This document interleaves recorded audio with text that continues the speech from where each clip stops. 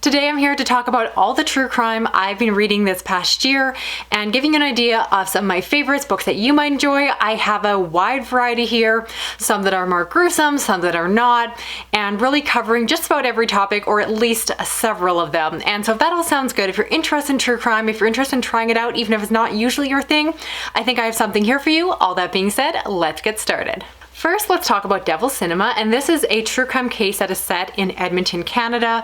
It's one that I was completely unaware when I picked up the book.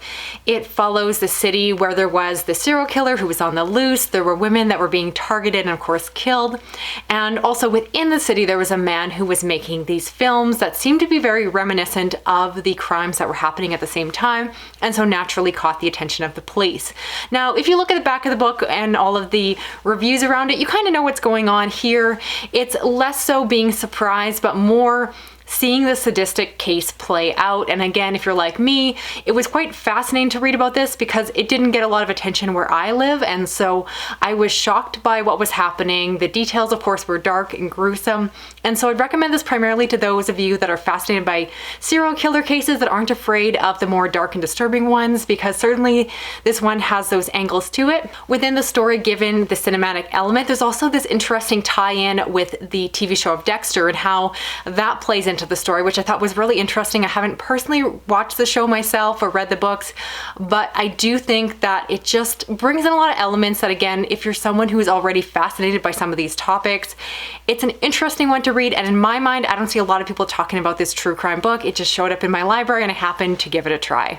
Next, we have a book called False Report, and I'm going to be careful how I talk about this here for the sake of YouTube censoring me, but essentially it follows these various cases and situations where women are presumed to be giving false accusations when they say that they have been assaulted. And so this is more of a higher level book that is exploring not one particular case, but a series of cases, giving small case studies as an example of times where women were telling stories that seemed impossible to be true, possibly being dismissed by the police.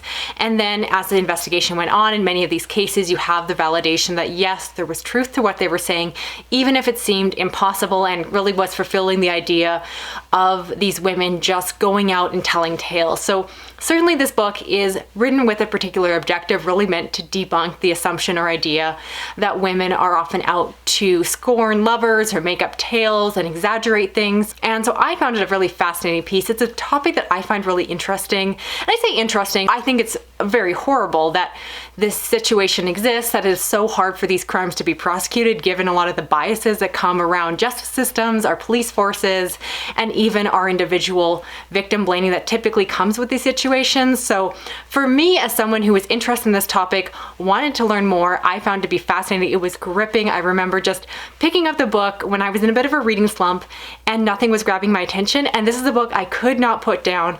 I believe I read it in a single day, if not just 2 days, because it was so compelling.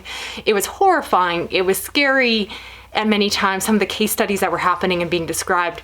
But at the same time, I couldn't look away. I had to see the story through, and I had to hear these women's story told from their voices through this author's work. Very well researched, very well done, thoughtful, nuanced, and complicated, which is what I really like with these type of high-level deep dive books. Next is Lay Them to Rest, which is a true crime book that I'd recommend to anyone who loves I'll Be Gone in the Dark and all the books that came afterwards, because it's very much a love letter to amateur detective work, which is one of my favorite subgenres of true crime in general. Is when you get people that don't necessarily come from that police force background that are drawn into these crimes and looking for solutions. And that, I think, with Michelle McNamara, the voice behind I'll Be Gone in the Dark, was really what drew me into that case and that story. And so once again, you have someone who became fascinated by the work of identifying victims who otherwise were unknown, unnamed, so basically Jane Does and John Does that are found, their bodies are discovered, and trying to piece together who that person is. And the actual work around that was absolutely fascinating. So this book goes into the details of how you take bones, how you try to match up these remains and match them to individuals who have gone missing. And if you imagine just how vast the database of missing persons is in any one area. So the amount of work that takes place, having to comb through it, trying to find matches, of course, contacting potential families, but trying not to contact them until they need to or have a reasonable, good idea that this person might be related so that they're not giving them false hope unnecessarily. I found the whole book to be fascinating.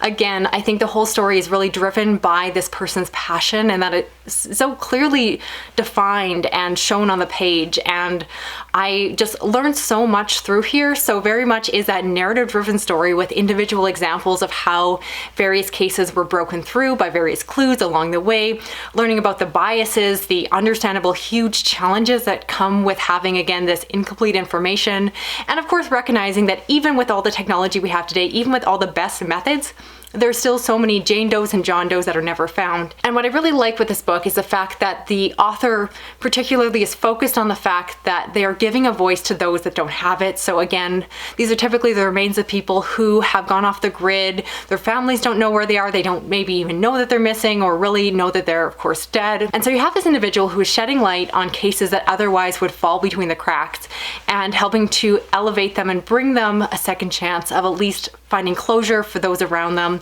and finding, again, the name that goes with this body. So fascinating case, or cases rather, within this book. Highly recommend it. If you are a true crime junkie, this is one of the must reads on this list. Next is In the Light of All Darkness, which is a story that follows a kidnapping of a young girl from her home during a sleepover where there were other girls in attendance. And so this is a situation where the other girls are telling the police officers and their parents that this man came into the house, took her, and went away. Now, of course, these girls are quite young, and so there, of course, first is the question of actually believing them because it sounds like a tall tale.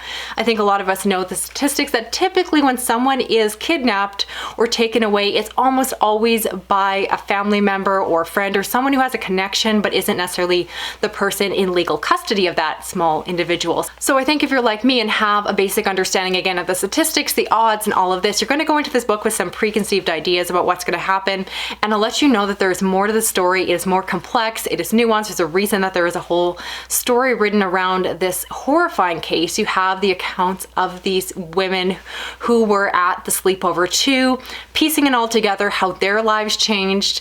And again, it's of course going to be up to you if you can handle the subject matter. I recognize that true crime cases involving young missing children is not for everyone. It's a really compelling case, but very much respect those of you that tend to skip these ones and decide if this is for you. If it's not, that's okay.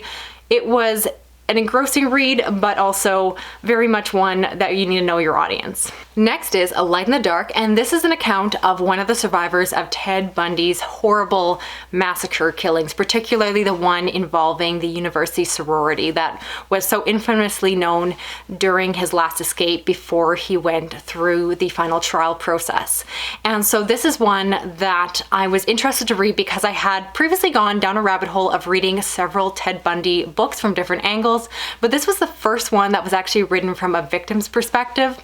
And I thought it was a really important book for me to read because I admit, I fell down the rabbit hole of being entranced by this supposedly great-looking, suave man who had this dark side.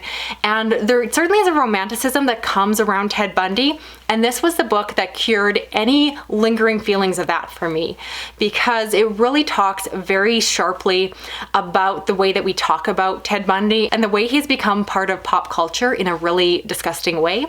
And so instead, this book describes first, it goes into her as an individual, treating her like more than just the victim of Ted Bundy. So first, this book gives her her own voice and treats her like a person rather than simply being the victim of this famous serial killer. So we start the book with her background, her growing up in childhood, the sicknesses that she was dealing with.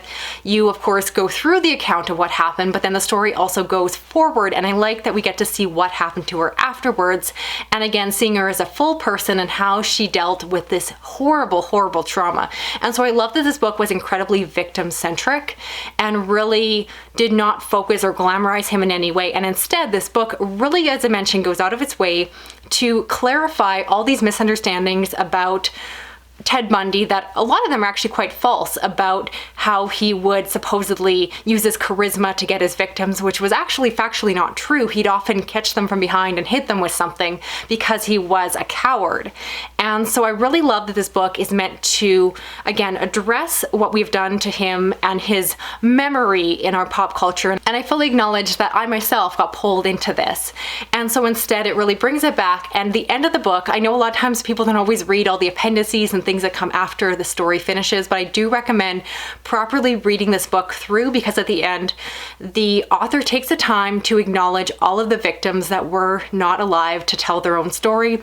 So she provides essentially a paragraph for each one, recounting who they were as people, not talking about how they were killed, but who they were as women and mothers and daughters and friends, and really brings them to life in a way that I think they often get forgotten, because again, it's so much more exciting to talk about the serial killer side. So needless to say, if you're someone who is really put off by the true crime genre that typically focuses on the bad guys, the villains, and makes them out to be far more exciting than they are, this book was really the antidote that I needed, and I think a lot of you will appreciate, because I think it's a great counterbalance that really brings it back to what's most important here.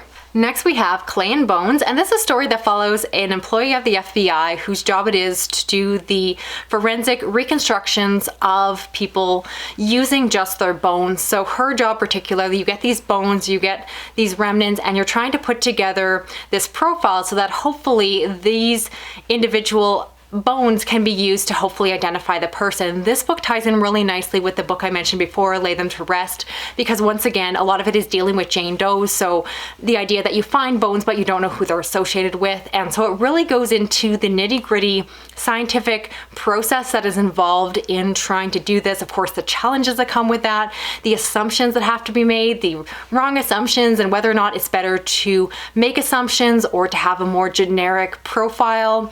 And so really interesting details there. I love that aspect. For those parts, the book was a 5-star. Now, the one thing I do want to mention within this book, so you go in with the right expectations, because I was a bit surprised and perhaps let down, is the fact that the majority of this book focuses instead not so much on the forensic that I just described, but instead that's only a small portion of the book, and the majority of the book focuses on the fact that this woman was very much bullied in the workplace. She had some horrible managers who were very much just trying to get rid of her, and strange conflicts and getting shuffled around, and HR, the human resources, giving her no protections, no help. And that is the majority of this book. Now, certainly I think that there is a really important place for these conversations in books, but I simply just wish it had not been advertised as a true crime book when so much of the narrative was focused on these aspects. Again, I think that we should talk about bullying workplaces. I think we should talk about managers looking the other way and letting terrible things happen to their employees. But again, if you go into this book like me, just want to know about the recreations, how they do that forensic work, it's a relatively small part of the book, and I wish it had been more of the focus. So I very much know what you're getting yourself into. Again, I think it's a good memoir, but it just, for me, was a bit misleading and led to some wrong expectations, which ultimately led to a bit of disappointment there. And finally, I want to talk about Long Haul. This is a true crime book written from the perspective of investigative journalists who want to study the fact that there is a disproportionate amount of serial killers that also happen to be long haul truckers. And so they want to look at this first, questioning if perhaps the lifestyle of being a trucker maybe brings out these dark tendencies in people, or perhaps, and more likely, they suggest that it is the availability of these situations that lend themselves to serial killing opportunities that draw people into the trucker work. And then this book also spends quite a bit of time looking at the victims, which typically will be prostitutes that work on these truck stops or around the highways, and of course are naturally good victims. They're typically on drugs, so they become really good targets. And so they look at both the villains behind this, but also spending a lot of time on the victims. And I really like that, again, if you're someone who is a bit turned off by true crime, which often can focus too much on the serial killers, this one is very heavy on the victim side. So it really explores all the reasons that people fall into prostitution, all the reasons that people fall into drugs, the overlap of that, and how, again, it naturally can lead to these situations where they're being put in dangerous situations and having to make the best out of the poor choices that are then available to them in the situations they find themselves in. So very much a nuanced conversation, very much focused on these women still as people first, before considering them to be victims and not villainizing them by the work that they do in order to try to survive in this world. And so I found this one to be very fascinating. I will say that it doesn't have a lot of detail on the individual cases of the serial killers. It does have some grisly mentions, especially at the beginning, describing some cases, which were horrifying.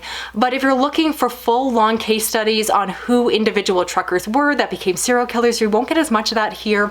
Instead, this is one that, again, is looking at kind of the larger picture, more of a high-level view, and looking in more generalities, and will make mentions of different cases along the way, but really it's meant to be considering the serial killer trucking world as a whole, rather than doing a deep dive into any one case or individual. So I thought it was fascinating. I read it in one day, and I do recommend it's relatively short and was fascinating. I hadn't really thought or been that aware of the connection before, but I definitely can see it now, and it definitely is a book, once again, that left me thinking about it long after I finished.